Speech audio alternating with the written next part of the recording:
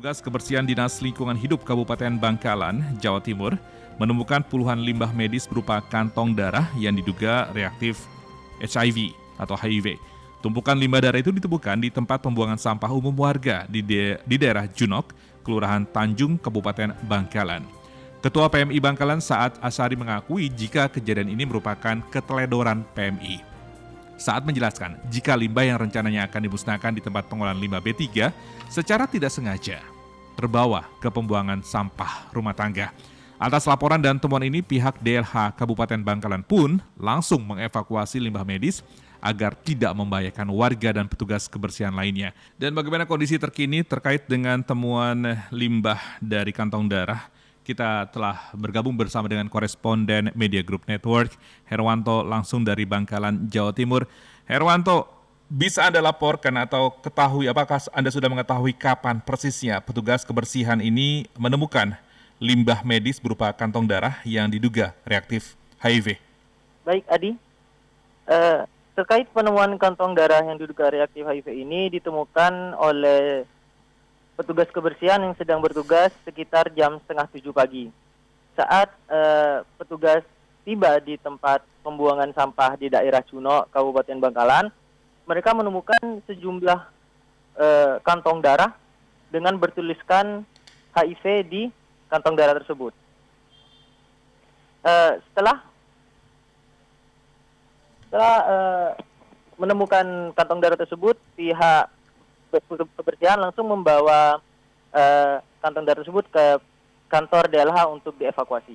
Oke. Gitu, Adi. Oke, apakah benar terkonfirmasi limbah medis itu diduga reaktif HIV atau memang kantong darah itu diduga HIV?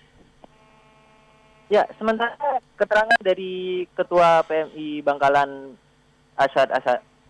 Saad Asyari mengatakan jika mereka belum bisa memastikan jika kantong darah tersebut terkonfirmasi HIV karena pihaknya belum sempat memeriksa ketika kantong darah tersebut ditemukan dan pihak DLH sudah menyerahkan limbah medis kantong darah tersebut ke pihak RSUD Bangkalan untuk dimusnahkan.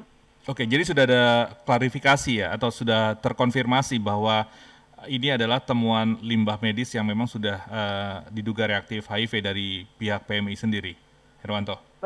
Masih belum bisa dipastikan jika itu terkonfirmasi HIV tadi. Oke, tapi apakah sudah ada proses selanjutnya yang dilakukan oleh PMI ataupun juga pihak dari DLH? Untuk pihak DLH sendiri sudah lepas tangan karena kantong darah itu sudah diserahkan kepada pihak RSUD Bangkalan untuk dimusnahkan. Sementara dari pihak PMI sendiri saat ini masih melakukan evaluasi dan mengusut tuntas tentang kejadian limbah medis kantong darah tersebut. Oke, jadi belum diteliti apakah itu kebenarannya, belum diteliti kebenaran soal apakah sudah reaktif HIV, tapi sudah mau dimusnahkan seperti itu. Ya, sampai saat ini masih belum bisa dikonfirmasi karena pihak PMI sendiri masih belum mengkonfirmasi sendiri terkait dengan penemuan kantong darah tersebut karena sudah diserahkan kepada pihak rumah sakit. Oke, tapi sebelumnya Ketua PMI Bangkalan Saad Asyari mengakui jika kejadian ini merupakan keteledoran PMI. Limbah yang rencananya akan dimusnahkan di tempat pengolahan limbah B3 secara tidak sengaja ternyata terbawa ke pembuangan sampah rumah tangga. Jadi apakah ini informasinya juga clear ya? Memang adanya keteledoran atau juga ketidaksengajaan seperti itu? Ya, keterangan dari pihak Ketua PMI sendiri mengatakan hal seperti itu jika pihaknya mengakui teledor saat melakukan penyimpanan kantong darah yang akan dimusnahkan tersebut. Terakhir, Herwanto, apakah benar DPRD Bangkalan akan manggil PMI terkait dengan penemuan kantong darah bertuliskan HIV ini? Atau sudah dipanggil bahkan? Terkait pemanggilan oleh anggota DPRD Bangkalan, tadi pagi sekitar jam 10 pagi, Ketua Komisi D DPRD Bangkalan sudah memanggil beberapa anggota PMI, yaitu Ketua dan Sekretaris anggota PMI, dan meminta keterangan terkait kejadian tersebut.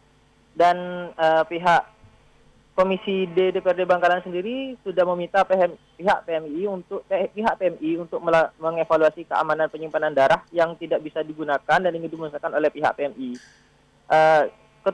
Ketua Komisi D sendiri menduga ada dua hal yang menjadi penyebab kejadian limbah kantong darah tersebut.